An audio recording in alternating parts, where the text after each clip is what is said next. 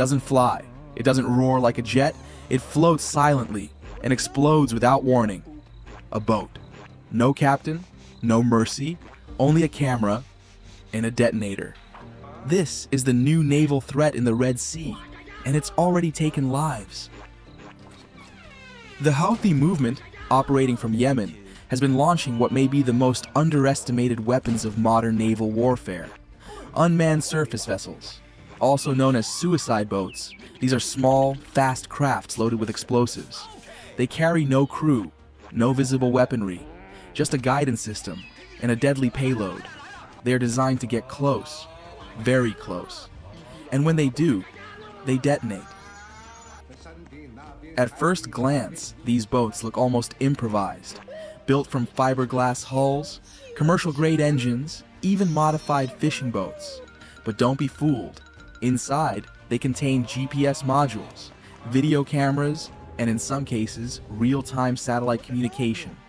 Operators watch the feed remotely, guiding the boat toward a target, sometimes from dozens of kilometers away. When they're within range, they lock on course and arm the payload.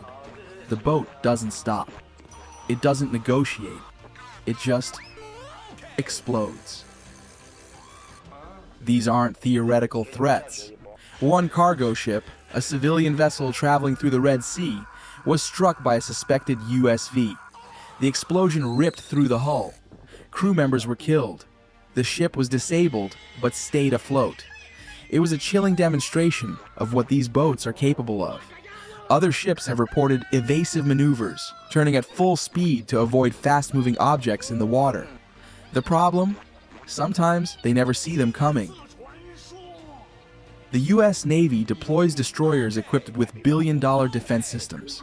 The Aegis combat system, phased array radar, infrared sensors, and rapid-fire CIWS cannons. But these suicide boats ride low in the water.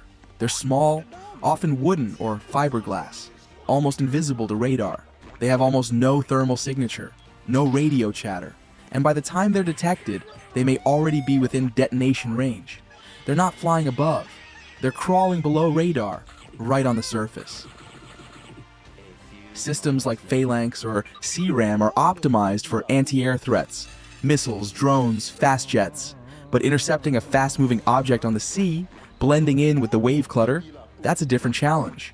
Firing missiles at them isn't ideal either, because every interceptor costs millions, while the target might cost less than a second-hand jet ski. It's a lose-lose equation for the defending ship. The Houthis, and those who advise them, understand the game isn't just about destruction. It's about disruption. These attacks spike insurance costs. They force ships to reroute thousands of miles around Africa. They jam up trade lanes. They make navies look slow and vulnerable. In other words, the mere threat of a suicide boat is already a strategic victory. Ukraine has used naval drones to hit Russian warships in the Black Sea. Those vehicles are sleek, AI-guided, and increasingly autonomous. The Houthi boats are cruder, often improvised, but they serve the same purpose: deny maritime dominance, attack where you're not expected, and do it all without risking a single soldier. This is what modern asymmetric warfare looks like on the ocean. Picture this: a convoy of tankers protected by a U.S. destroyer. Then, from multiple directions, 10 USVs appear on radar, or maybe just some appear. Some might be decoys. Others come below radar level. Do you fire missiles? Use the gun? Can you hit them all before one breaks through? It only takes one to cripple a billion-dollar ship or kill dozens of people. For decades, navies focused on aircraft carriers, submarines, and high-tech missiles. But now, a few $1,000s, a GoPro, and a steering wheel can challenge global power projection. The suicide boat may not be elegant, but it works, and that alone makes it terrifying. This is the new front line in naval warfare: silent, simple, and deadly. But surface drones aren't the only tools the Houthis are deploying. In the skies, they're sending wave after wave of aerial drones, many of them kamikaze style.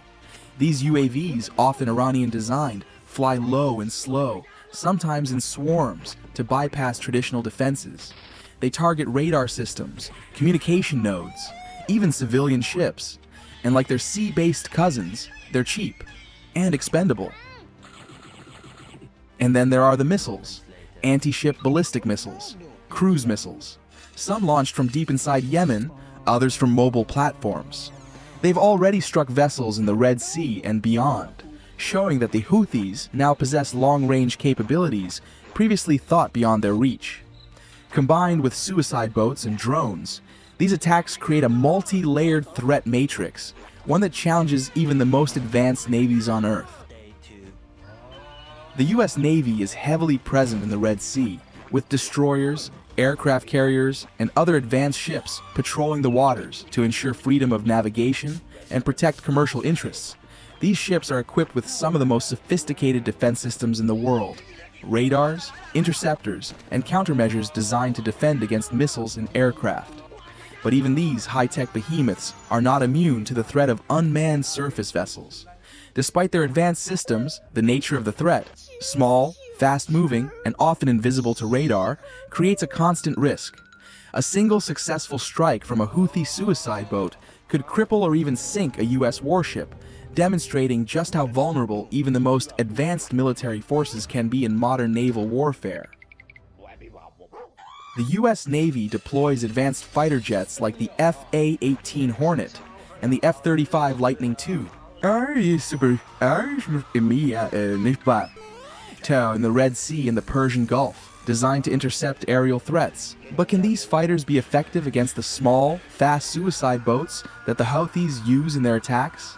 In theory, fighter jets can identify and attack vessels on the water, and they could be useful in a defensive role, but they face several challenges. USVs are small, maneuverable, and often travel at low speeds, making them difficult to detect from the air.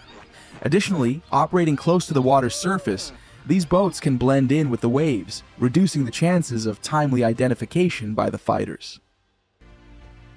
Thanks for watching. If you found this video informative and impactful, don't forget to like, share, and subscribe. Your support helps us keep bringing you more in-depth content on the world's most pressing issues. Stay tuned for more, and as always, stay informed.